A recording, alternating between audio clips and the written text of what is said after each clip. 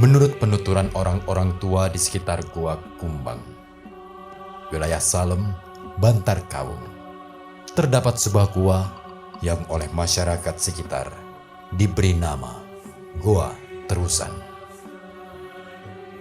Konon, disitulah tempat pertapaan Sang Prabu Banjarsari atau Raden Panji Kudabalan dari negara Jenggala. Kerajaan Jenggala adalah salah satu dari dua pecahan kerajaan yang dipimpin oleh Airlangga dari Wangsa Isyana.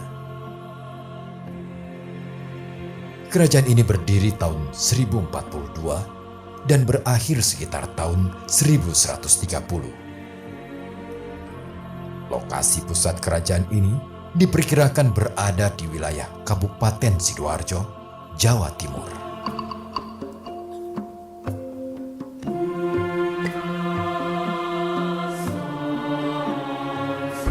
Pada suatu malam, Sang Prabu mendapatkan wangsit dari dewa bahwa kerajaan Jenggala akan dimusnahkan dan dijadikan hutan kembali.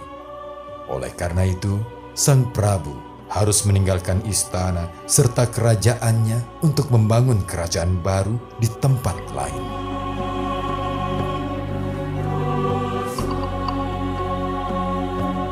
Sampailah Sang Prabu di sebuah tempat, yaitu Gunung Kumbang yang terletak di wilayah Jawa Tengah.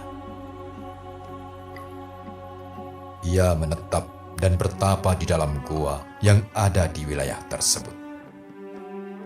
Gua itu dinamakan Gua Terusan.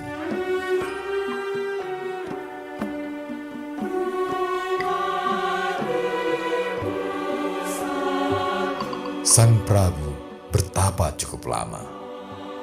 Dalam pertapaannya, Sang Prabu sering ditemui Eyang Prabu Sindula yang makuon. Arwahnya bertempat tinggal di situ dan menguasai wilayah Gunung Sagara atau biasa disebut sebagai Sing Bau Rekso yang menguasai. Sang Prabu Banjarsari diperintahkan merambah, membuka hutan yang pada zaman dahulu kala merupakan wilayah negara Galuh.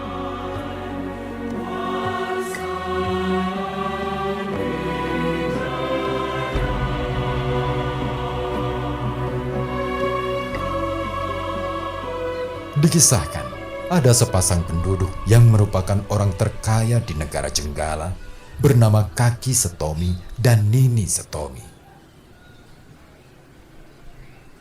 Sepeninggalan Sang Prabu Banjarsari dari kerajaan Jenggala, Kaki dan Nini Setomi hampir setiap hari kedatangan rakyat kerajaan Jenggala yang menanyakan kepergian Sang Prabu.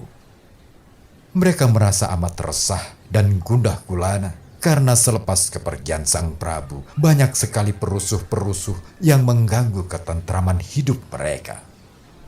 Namun, Kaki dan Nini Setomi tidak dapat menjawab pertanyaan mereka, karena Kaki dan Nini Setomi memang tidak tahu keberadaan Sang Prabu. Oleh karena itu, Kaki dan Nini Setomi mengajak rakyat Jenggala bersama-sama mencari Sang Prabu ke arah barat.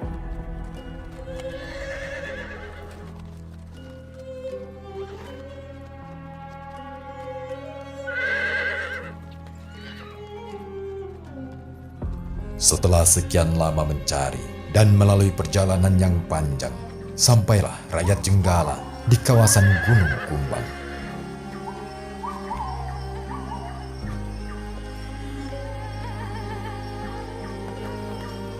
Kaki dan Nini Setomi melihat ada sebuah gua di tempat itu.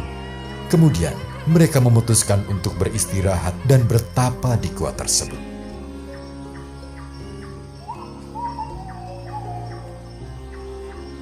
Saat mereka memasuki gua, mereka melihat Sang Prabu Banjarsari yang juga tengah bertapa.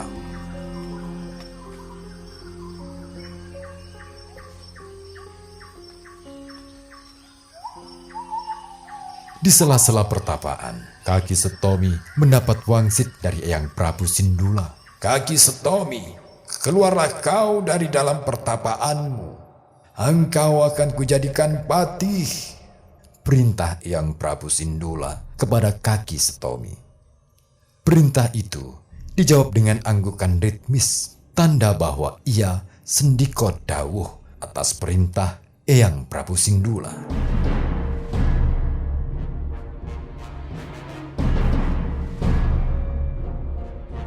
Konon, Eyang Prabu Sindula adalah seorang raja di kerajaan Medang Galungan yang memilih moksa karena rasa malu dan rasa bersalah atas tragedi yang hampir menimbulkan pertumpahan darah di antara ketiga anaknya, yaitu Prabu Cingkaradewa, Raden Dewata, dan Raden Jawata.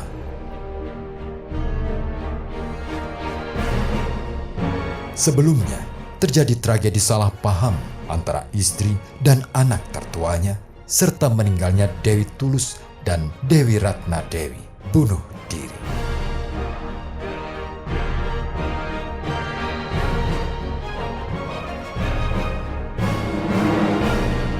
Setelah mendapatkan wangsit dari Prabu Sindula, Kaki Setomi memutuskan menyudahi pertapaan dan mengajak rombongannya, rakyat Jenggala, pergi melaksanakan titah Prabu Sindula, yaitu membuka hutan Galuh dan mendirikan negara Galuh yang baru.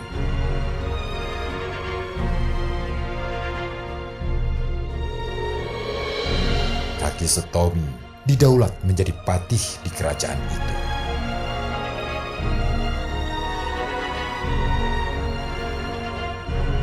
Pada waktu lain, Prabu Banjarsari juga memutuskan untuk menyudahi pertapaan dan keluar dari gua. Ia kemudian bertemu dengan Kaki Setomi yang sudah menjadi patih di negara Galuh. Pertemuan itu diibaratkan sebagai sebuah hadiah kehidupan yang sangat membahagiakan. Rasa rindu membuat perbincangan di antara mereka menjadi semakin hangat dan penuh canda tawa. Perbincangan mereka sampai pada perbincangan tentang negara Jenggala yang telah mereka tinggalkan.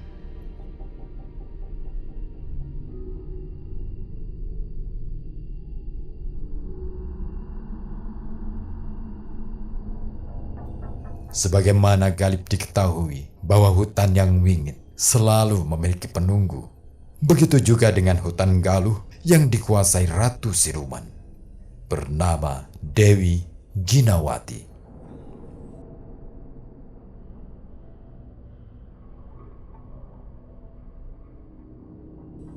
Pendirian negara Galuh yang baru membuat sang Dewi beserta bala putri siluman sangat murka pada wadya bala manusia, rombongan Kaki Setomi yang telah memorak-morandakan negaranya, yaitu hutan Galuh.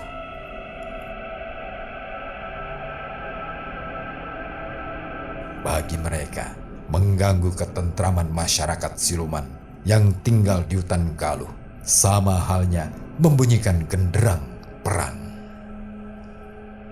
Akhirnya, Dewi Ginawati dan rakyat silumannya merespons ajakan perang tersebut. Taktik yang dipilih oleh Dewi Ginawati dan rakyatnya cukup licik, yaitu dengan menebarkan virus dan bibit bermacam-macam penyakit. Hal itu membuat rakyat Galuh kebingungan karena yang menyerang tidak tampak, alias dari bangsa siluman. Serangan gaib ini tidak bisa dilawan secara terang-terangan, tetapi efeknya sangat nyata. Banyak warga Galuh yang terserang penyakit. Jenis penyakitnya bermacam-macam dan aneh, sehingga para tabib yang ada di negara Galuh pun kewalahan mengatasinya. Apalagi semakin hari korbannya semakin banyak.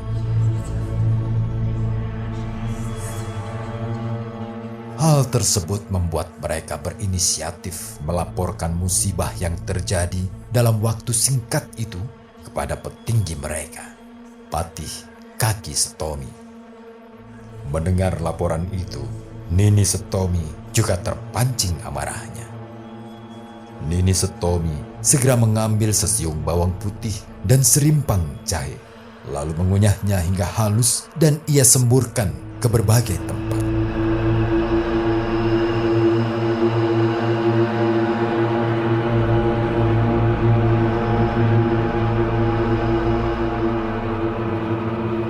Mendapatkan serangan cerdik itu, bala siluman bercerai-berai. Akhirnya, Dewi Kinawati mengakui kekalahan atas perang yang ia kobarkan itu. Secara perlahan, rakyat Galuh sembuh dari penyakit yang mereka derita.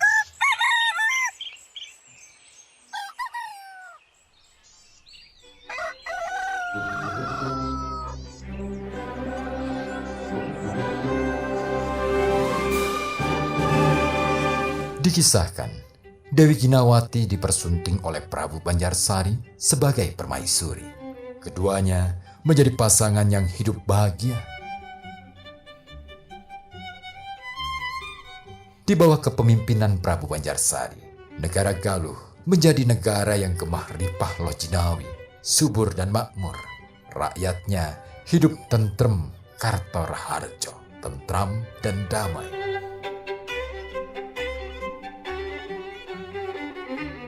Dari perkawinannya dengan Dewi Kinawati itu, Prabu Banjarsari dikaruniai seorang putri yang diberi nama Dewi Loro Angin-Angin.